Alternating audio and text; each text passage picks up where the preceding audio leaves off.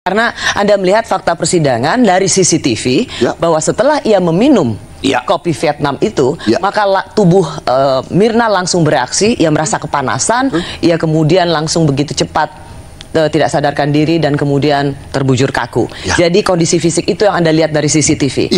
Tapi juga ada pertanyaan, tidak ada fakta persidangan atau alat bukti yang menunjukkan Mirna lah yang memasukkan gelas racun itu ke gelas. Jessica lah yang memasukkan racun cyanida ke gelas Mirna. Jadi bagaimana keyakinan hakim waktu itu? Ya, tidak ada satupun bukti atau alat bukti saksi yang melihat dimasukkan. Ini memang CCTV menjadi sarana yang empuk, dan ini setelah diberlakukan Undang-Undang ITE ya, menjadi dasar bagi kami bahwa CCTV ini menjadi tolak ukur. Persis, tapi Pak Binsar, karena pada waktu itu di CCTV tidak dapat dilihat ketahuan pada saat di zoom ada gerak-gerik tangan itu masuk ke salah satu tempat gelas tapi ketutup oleh paper bag. Karena waktu itu Jessica di CCTV berusaha untuk meletakkan satu tas besar, kantong besar di sebelah gelas, sehingga itu tidak terlihat ia memasukkan sesuatu di balik tas itu. Namun semakin tajam bagi kami untuk membuktikan bahwa pelakunya dia ketika di CCTV kita lihat gatal-gatal tangan. Oke, pemirsa, kita bahas lagi ya bagaimana si penipu, ya ahli forensik digital penipu, pengkhianat rakyat itu si Muhammad Nual Azhar, kepala subdit komputer forensik Baris Krim Mabes Polri itu menipu ya, menggiring hakim dengan hasil rekayasanya ya, yang bisa meyakinkan Binsar Gultom itu dengan pergerakan paper bag ya, pergerakan tangan Jessica menaruh sesuatu yang katanya cyanida di dalam gelas kopi Mirna Salihin ya, di kamera 7 dan di kamera 9 melakukan penggarukan ya.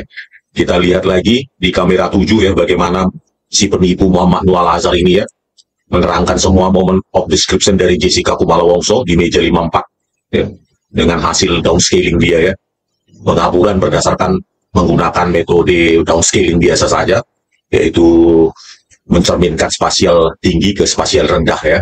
Jadi 1,5 juta frame dibuang ya, tiap frame dalam video itu untuk dapat menggiring hakim dan publik, jutaan publik saat itu ya. Inilah dia di kamera 7, 15.57 sampai 17.17. Disinilah dalam rentang ini Jessica dituduh melakukan penjajaran paper bag dan memasukkan sesuatu ke gelas kopi Mirna Salihin ya.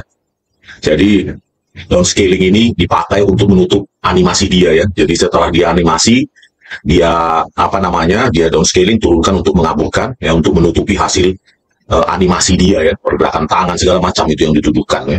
Bisa juga dikaburkan dulu, dianimasi lagi begitu ya, dianimasi, dikaburkan, animasi lagi, kaburkan, suka-suka dia. Pokoknya perbuatan rekayasa manusia jahat ini ya, super jahat ini ya, yang menggiring jutaan publik, menyesatkan jutaan publik saat itu. Ini manusia paling barbar, brutal dan biadab ya di seluruh dunia. Bahkan ini manusia nggak tahu ini ya, berhati iblis yang jelas yang disuruh oleh Tito Karnavian dan Krishnamurti sebagai atasan dia saat itu ya. Jadi yang otentik ya, sistem kamera di CCTV di Cafe Olivier ya, ini di poin 27 PAP-nya si penipu ini ya, 1920 super 80 8 bit per kanal, artinya 24 bit per kanal untuk merepresentasikan 16,7 juta warna ya, sangat tajam, harusnya sangat bagus, tajam, tegas ya.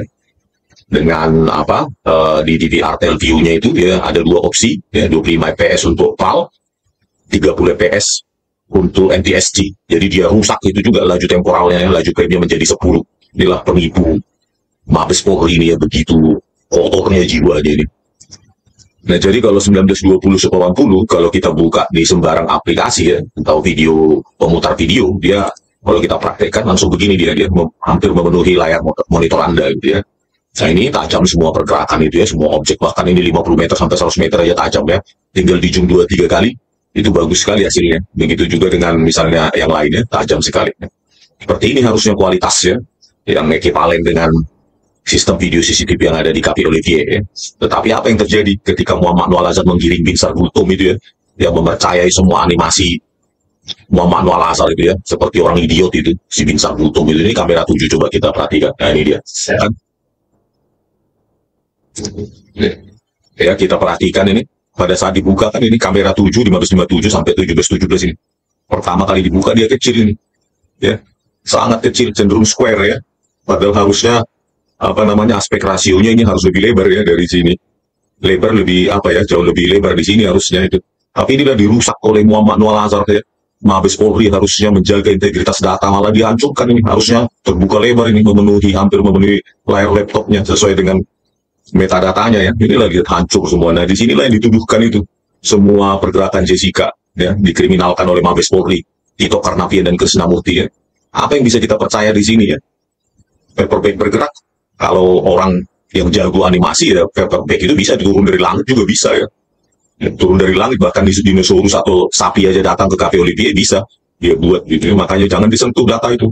Apapun pergerakan atau moment of description yang dijelaskan oleh Muhammad Noel Azhar pasti tipuan ya, jauh dari atau bertentangan dengan kejadian nyata. Begitu juga dengan tangannya ini ya. Nah ini ya. 10 tangan pun bisa, kemampuan editing di sini ya bisa aja. Kalau sudah kabur tinggal guring narasi aja untuk Binsar Gultom, Partahitul Sutapea dan Kisworo ya dipercaya aja sama mereka. Tangan 10 tangan pun bisa dibuat di sini, 10 tangannya Jessica. Jadi itulah luar biasanya barbar brutalnya biadabnya Mabes Polri itu ya. Terbiasa memanipulasi untuk memangsa rakyat. Begitu juga dengan kamera 9 yang dituduhkan Jessica menggaruk. Ini juga hasil rekayasa ya. Diturunkan kualitas video CCTV-nya dengan downscaling ya. Ya ini dia menggunakan aplikasi eRightShop dan si bodet ini, si Muhammad Noel Azhar ya. Sampah masyarakat ini lah dia pakai. Tercatat dalam metadatanya eRightShop. Bisa gratisan maupun berbayar. Ya. Ini juga kodeknya jadi MP4 visual. Ya. Pembungkusnya harusnya dari DVR-nya itu MP4 ya. Malah dibuat jadi API ya, audio video interleave. Jadi kodeknya juga jadi dari harusnya advance video coding jadi MP4 visual yang lebih jadul ya. Inilah perbuatannya Muhammad Noel Azhar. Nah itulah dipakai untuk merekayasa pergerakan tangan Jessica menggaru-garu tangannya gitu. Nah ini di kamera 9. Nah inilah pada saat dibuka kan ini cuma seperempat secara spasial monitor laptopnya si bodet itu, pengkhianat rakyat itu ya. Baru digeret dia, itulah ketika digeret baru dia zoom ya. Inilah awal ketika dibuka, itulah metadata dia sesungguhnya ya. Ini sekitar 96576, seperempat dari harusnya full ya, full 1920 80 dan tajam. Lihatlah ini kabur semua ya. Di sini dituduhkan Jessica melakukan penggarukan ya. Jangankan menggaruk 5 kali, 1000 kali pun bisa ya. Orang punya kemampuan animasi ya. Makanya saya bilang laboratorium komputer forensik Mabes Polri itu bukan laboratorium forensik, itu laboratorium itu ya, bukan laboratorium, tapi itu studio animasi digital yang dipakai oleh para pemanipulasi perekayasa itu di Mabes Polri itu ya, untuk merekayasa kasus pesanan. Ini orang ini udah sering ini melakukan pesanan-pesanan para jenderal-jenderal yang oleh pangkat ini untuk merekayasa kasus ini manusia pengkhianat rakyat ya. Jadi harus harus dikurung, ya, dipenjara seumur hidup ini. Makanya saya bilang sama Kapolri ini ya, kalau Anda tidak memenjarakan orang ini berarti Anda sama dengan musuh rakyat ya, pengkhianat rakyat ya. Bayangkanlah si Binsar Gultom mempercayai ya, karena dia pada saat di sidang dia membawa nama Bareskrim Polri. Ya mungkin para hakim itu percaya saja produknya ini adalah produk forensik, bukan produk animasi. Nah, manusia penipu ini ya. Harusnya kalau ini orang berintegritas ya bersih, Kapolri ini harusnya langsung sudah dipenjara orang ini. Luar biasanya kepolisian rekayasa Indonesia ya. Mabes Polri aja merekayasa, udah pusat aja merekayasa, apalagi Poldanya, Polresnya, Polseknya. Ya makin ke bawah ya makin hancur. Oke pemirsa, sekian dulu penjelasan singkat dari saya.